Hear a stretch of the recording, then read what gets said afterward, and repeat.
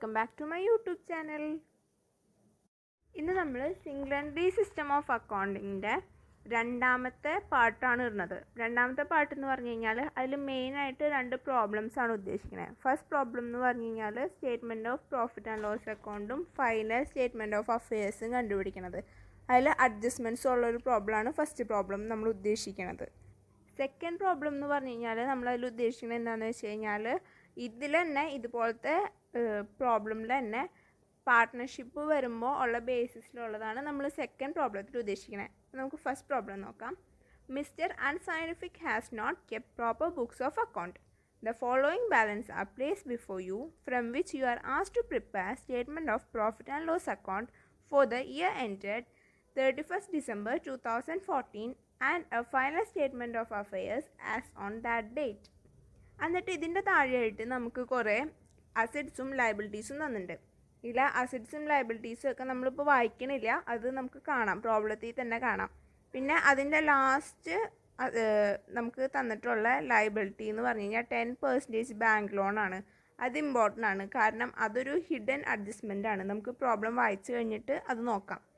ഇനി പ്രോബ്ലത്തിൻ്റെ ബാക്കി എന്ന് പറഞ്ഞാൽ അഡ്ജസ്റ്റ്മെൻറ്റ്സ് ആണ്. Drawings during the year amounted to ₹4,000. Furniture is to be depreciated at 10%. Of the debtors, 200 is bad. Interest at the rate of 10% being provided on capital. 5% provision is required for doubtful debt. Insurance prepaid amounted to ₹100. 200 is to be charged on Mr. Unscientific for interest on drawings. ഇതാണ് നമ്മുടെ question. നമുക്ക് question കിട്ടുമ്പോൾ തന്നെ ഇതിൻ്റെ അടിയിൽ നമുക്ക് ആ hidden adjustment എഴുതി വയ്ക്കാം. ഹിഡൻ അഡ്ജസ്റ്റ്മെൻറ്റ് എന്ന് പറഞ്ഞു കഴിഞ്ഞാൽ ബാങ്ക് ലോണാണ്. ബാങ്ക് ലോണിൻ്റെ ഇൻട്രസ്റ്റ് കണ്ടുപിടിക്കണം. ബാങ്ക് ലോണിൻ്റെ ഇൻട്രസ്റ്റ് കണ്ടുപിടിക്കാനായിട്ട് നമുക്ക് തന്നിട്ടുള്ള എമൗണ്ട് ഇൻറ്റു ഇൻട്രസ്റ്റ് 10% ആണ്. 10/100 ഇൻറ്റു 6/12. 6 കിട്ടിയത് അവിടെ ഡേറ്റ് തന്നിട്ടുണ്ട്, 1st July 2014. അപ്പോൾ ജൂലൈ ടു ഡിസംബർ നമ്മൾ കൂട്ടുമ്പോൾ 6 months. അപ്പോൾ 15,000 ഇൻറ്റു 10/100 ഇൻറ്റു 6/12. അപ്പോൾ നമുക്ക് 750 കിട്ടി ഇൻട്രസ്റ്റ് ഓൺ ബാങ്ക് ലോൺ. ഇനി ബാക്കി അഡ്ജസ്റ്റ്മെൻറ്റ്സ് ഒക്കെ നമുക്ക് പ്രോഫിറ്റ് ആൻഡ് ലോസ് ചെയ്യണേക്കാൾ മുൻപ് നമുക്ക് എഴുതാം. അതിനേക്കാൾ മുൻപ് നമുക്ക് ഓപ്പണിംഗ് ക്യാപിറ്റലും ക്ലോസിംഗ് ക്യാപിറ്റലും തന്നിട്ടില്ല എന്നുള്ള കാര്യം മറക്കാൻ പാടില്ല. അപ്പം നമുക്ക് അത് കണ്ടുപിടിക്കണം. അത് കണ്ടുപിടിക്കാനായിട്ട് ഒരു ഓപ്പണിംഗ് സ്റ്റേറ്റ്മെൻറ്റ് ഓഫ് അഫയേഴ്സും ഒരു ക്ലോസിംഗ് സ്റ്റേറ്റ്മെൻറ്റ് ഓഫ് അഫയേഴ്സും കണ്ടുപിടിക്കണം. അതെങ്ങനെയാണ് കണ്ടുപിടിക്കുകയെന്ന് വെച്ച് കഴിഞ്ഞാൽ നമുക്ക് തന്നിട്ടുള്ള ഈ ഇൻഫർമേഷൻസൊക്കെ ലയബിലിറ്റിയും അസറ്റ്സുമായിട്ട് എടുത്തെഴുതുക. എന്ന് പറഞ്ഞു കഴിഞ്ഞാൽ 2013 ഓപ്പണിംഗ് ആയിട്ടും 2014 ക്ലോസിംഗ് സ്റ്റേറ്റ്മെൻറ്റ് ഓഫ് അഫയേഴ്സുമായിട്ട് എടുത്തെഴുതുക. എന്നിട്ട് അതിൻ്റെ ബാലൻസിങ് ഫിഗർ നമുക്ക് ലയബിലിറ്റീസ് ആയിട്ടാണ് വരിക. ആ ബാലൻസിങ് ഫിഗർ നമ്മൾ ഓപ്പണിംഗ് ക്യാപിറ്റലായിട്ടും ക്ലോസിംഗ് ക്യാപിറ്റലായിട്ടും കണക്കാക്കും. ഇതിൽ തന്നെ ഇപ്പോൾ കണ്ടില്ലേ, നമ്മൾ cash in hand 1,100, sundry debtors 18,000, stock in trade 26,000, bills receivable 4,500, furniture 5,600, land and building 30,000. അതിൻ്റെ ടോട്ടൽ 85,800. ലയബിലിറ്റിയിൽ bank overdraft 3,600, bills payable 5,200, sundry debtors 12,000. അപ്പോൾ രണ്ടിൻ്റെ ബാലൻസ് നമ്മൾ 85,800 എഴുതി. എന്നിട്ട് നമ്മൾ അതിൻ്റെ ക്ലോസിംഗ് ഫിഗറായിട്ട് ബാലൻസിങ് ഫിഗറായിട്ട് നമ്മൾ ഓപ്പണിംഗ് ക്യാപിറ്റൽ കണ്ടുപിടിച്ചു. അത് എത്രയാണെന്ന് വെച്ച് കഴിഞ്ഞാൽ 65,000 അതാണ് വരിക. ഇതേപോലെ തന്നെ നമ്മൾ സെയിം ആയിട്ട് തന്നെ ക്ലോസിംഗ് ക്യാപിറ്റൽ കണ്ടുപിടിക്കാം. ഇതിൽ നമ്മൾ എഴുതിയിട്ടുള്ള എമൗണ്ടും ഫിഗേഴ്സും ഒക്കെ നമ്മൾ 2013 എഴുതി. മറ്റേൽ വരുമ്പോൾ 2014 എഴുതാം. അങ്ങനെ നമ്മൾ ചെയ്യുമ്പോൾ നമുക്ക് ക്ലോസിംഗ് ക്യാപിറ്റൽ കിട്ടും. പിന്നെ 2014 ഒരു എക്സ്ട്രാ ഇതെന്ന് പറഞ്ഞു കഴിഞ്ഞാൽ ബാങ്ക് ലോണാണ് 15,000. അത് മറക്കാൻ പാടില്ല. ലയബിലിറ്റി സൈഡിൽ ഒരു 15,000. അങ്ങനെ നമ്മൾ ചെയ്തു വരുമ്പോൾ ക്ലോസിംഗ് ക്യാപിറ്റൽ അവിടെ 81,000 ആയിട്ട് നമുക്ക് കിട്ടി. ഇനി നമുക്ക് നെക്സ്റ്റ് ആയിട്ട് ചെയ്യേണ്ടത് അഡ്ജസ്റ്റ്മെൻറ്റ്സ് ആണ്. ഫസ്റ്റ് അഡ്ജസ്റ്റ്മെൻറ്റ് നമുക്ക് നോക്കാം. ഡിപ്രീസിയേഷൻ ഓൺ ഫർണിച്ചർ 10% ആണ്. അപ്പോൾ 6,000 ഇൻറ്റു 10/100 അപ്പോൾ 600. പിന്നെ പ്രൊവിഷൻ ഫോർ ബാഡ് ഡെപ്റ്റ്, നമുക്ക് ബാഡ് ഡെപ്റ്റ് 200 ഉണ്ടെന്ന് നമുക്ക് ഡയറക്റ്റ് ആയിട്ട് തന്നിട്ടുണ്ട്. അപ്പോൾ പ്രൊവിഷൻ 5% കണ്ടുപിടിക്കാനായിട്ട് 32,200 ബാഡ് ഡെപ്റ്റ് 200 കുറയ്ക്കുക. അപ്പോൾ 32,000. അതിൻ്റെ 5% പ്രൊവിഷൻ കണ്ടുപിടിക്കേണ്ടത്. 32,000 ഇൻറ്റു 5/100 1,600. പിന്നെ അടുത്തത് ഇൻട്രസ്റ്റ് ഓൺ ക്യാപിറ്റലാണ്. ക്യാപിറ്റൽ എന്ന് പറഞ്ഞു കഴിഞ്ഞാൽ 65,000 നമ്മൾ കണ്ടുപിടിച്ചു. Opening capital 65,000. അതിൻ്റെ 10% ഇൻറ്റു 10/100 6500. നെക്സ്റ്റ് എന്ന് പറഞ്ഞാൽ ഇൻട്രസ്റ്റ് ഓൺ ഡ്രോയിങ്സ് 200. ഇനി ഇത് കഴിഞ്ഞിട്ട് നമ്മൾ അടുത്ത ബോക്സ് വരയ്ക്കാം. അതാണ് statement of profit and loss account for the year ended 31/12/2014. അത് നമ്മൾ ഫോർമാറ്റ് അനുസരിച്ചിട്ട് വേണം ചെയ്യാൻ. Closing capital 81,000 plus drawings 4,000. അപ്പോൾ നമുക്കൊരു അഡ്ജസ്റ്റഡ് ക്യാപിറ്റൽ കിട്ടും 85,000 മൈനസ് ഓപ്പണിംഗ് ക്യാപിറ്റൽ 65,000. അപ്പോൾ 20,000 നമുക്ക് ഗ്രോസ് പ്രോഫിറ്റ് കിട്ടി. ഇനി നമ്മൾ ചെയ്ത് വെച്ചിട്ടുള്ള അഡ്ജസ്റ്റ്മെൻറ്റ്സ് ഒക്കെയാണ് നമ്മൾ എക്സ്പെൻസസും ഇൻകംസും ആയിട്ട് എഴുതേണ്ടത്.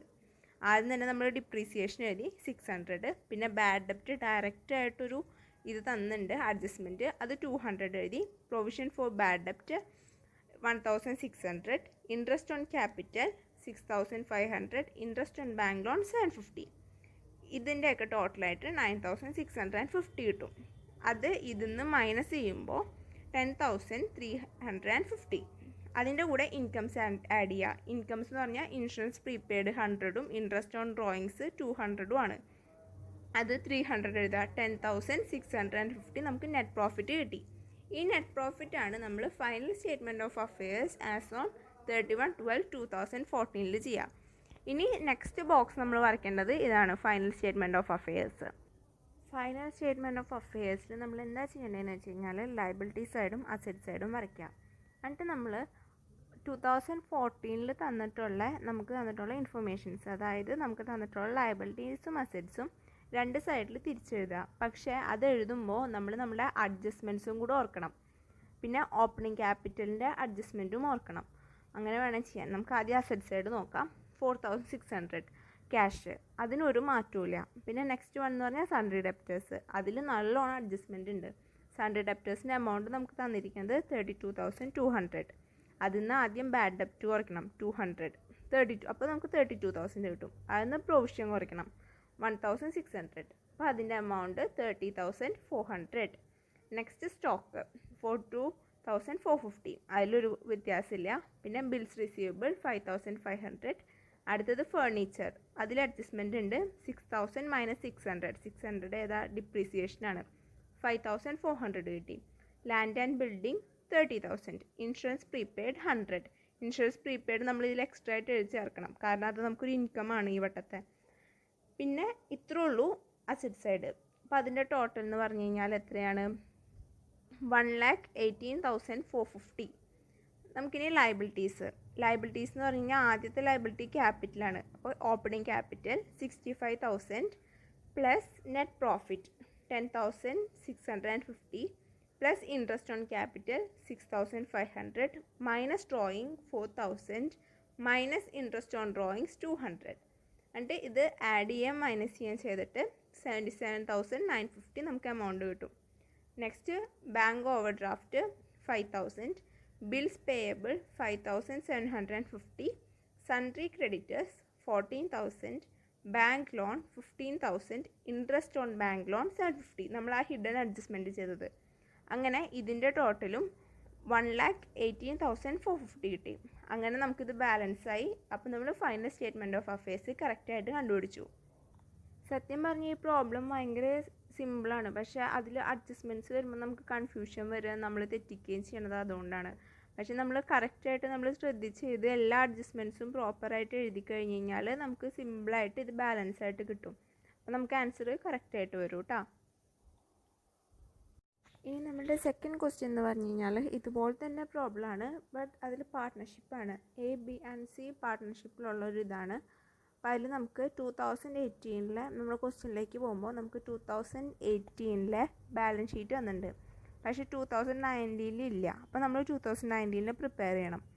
അത് പ്രിപ്പയർ ചെയ്യണേക്കാൾ മുൻപ് നമുക്ക് statement of affairs measures for A, B and C as on 31/12/2019 കണ്ടുപിടിക്കണം.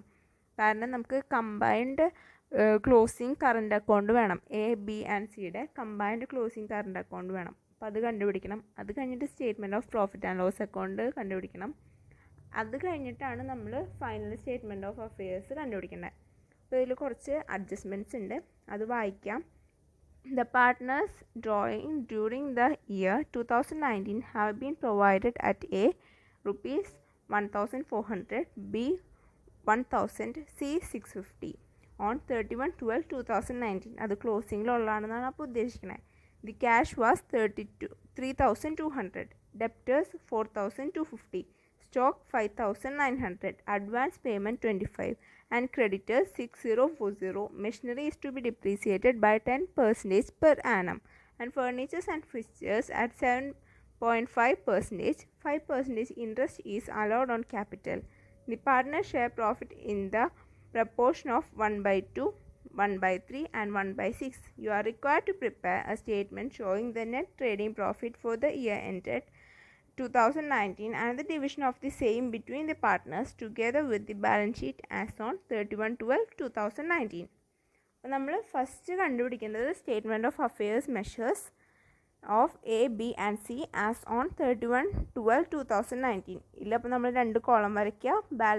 ബാലൻസ് ഷീറ്റ് പോലെ ലയബിലിറ്റീസും അസറ്റ്സും. അല്ല, അസറ്റ് സൈഡിൽ നമ്മൾ എഴുതേണ്ട എമൗണ്ട് എന്ന് പറഞ്ഞു കഴിഞ്ഞാൽ നമുക്ക് അഡ്ജസ്റ്റ്മെൻറ്റിൻ്റെ ഭാഗത്ത് തന്നിട്ടുള്ള അസറ്റ്സാണ്, എമൗണ്ടുകളാണ് അസറ്റ്സിന് ലയബിലിറ്റീസിൽ എഴുതേണ്ടത്. ക്യാഷ് എന്ന് പറഞ്ഞു കഴിഞ്ഞാൽ 3,200, ഡെപ്റ്റേഴ്സ് 4,050, സ്റ്റോക്ക് 5,900, അഡ്വാൻസ് പേയ്മെൻറ്റ് 25. പിന്നെ മെഷീനറിയുടെ എമൗണ്ട് മുൻപത്തേന്ന് നമ്മൾ ഡിപ്രീസിയേഷൻ കുറയ്ക്കണം എന്ന് പറഞ്ഞിട്ടുണ്ട്. 1,450 ഡിപ്രീസിയേഷൻ 10%, അപ്പോൾ 144. എമൗണ്ട് 1,296. ഫർണിച്ചർ ആൻഡ് ഫിക്സ്റ്റേഴ്സിലും ഡിപ്രീസിയേഷൻ കുറച്ചിട്ട് 555. അത് കഴിഞ്ഞിട്ട് നമ്മൾ ലയബിലിറ്റി സൈഡിലേക്ക് വരുമ്പോൾ ക്രെഡിറ്റേഴ്സ് 6,050. ക്യാപിറ്റൽ നമുക്ക് തന്നിട്ടുണ്ട് ഓൾറെഡി, ക്ലോസിങ് പോലെ നമുക്ക് 2018 ബാലൻസ് ഷീറ്റിൽ തന്നിട്ടുണ്ട്. A 4,500, B 3,000, C 1,500. അതിൻ്റെ ടോട്ടൽ എന്ന് പറഞ്ഞു കഴിഞ്ഞാൽ 9,000. ഇനി ഇത് ബാലൻസ് ചെയ്ത് വരുമ്പോൾ 15,040 വരും. അപ്പോൾ നമുക്ക് നമ്മുടെ അസറ്റ് സൈഡിൽ closing combined current account of A B and C എന്ന് പറഞ്ഞിട്ട് 39 rupees കിട്ടും. ഇത്രയാണ് statement of affairs measures for A B and C as on 31/12/2019. ഇനി നമ്മൾ statement of profit and loss account for A B and C for the year ended 31/12/2019. അല്ല, ആദ്യം നമ്മൾ closing current അക്കൗണ്ടാണ് കാണിക്കേണ്ടത്. അതിൽ നമുക്ക് നേരത്തെ കിട്ടിയത് 39 ആണ്. അപ്പോൾ അത് അസറ്റ് സൈഡിലായതുകൊണ്ട് -39 എന്ന് എഴുതണം.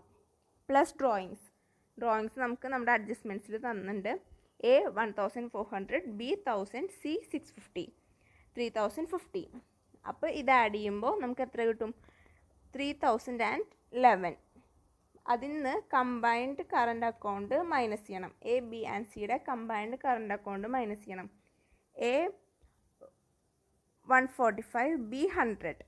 സി മൈനസ്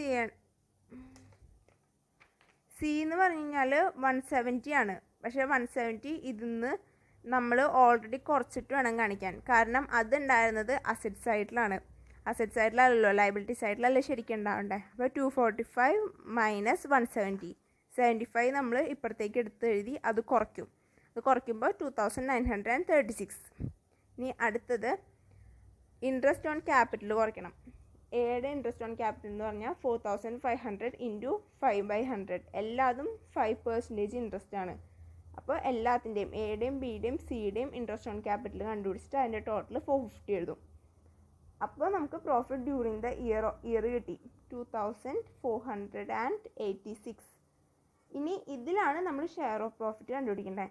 എന് 1/2ഉം ബിന് 1/3ഉം സിന് 1/6ഉം. ഇവിടെ വരുമ്പോഴാണ് ഒരു വ്യത്യാസം വരുന്നത്.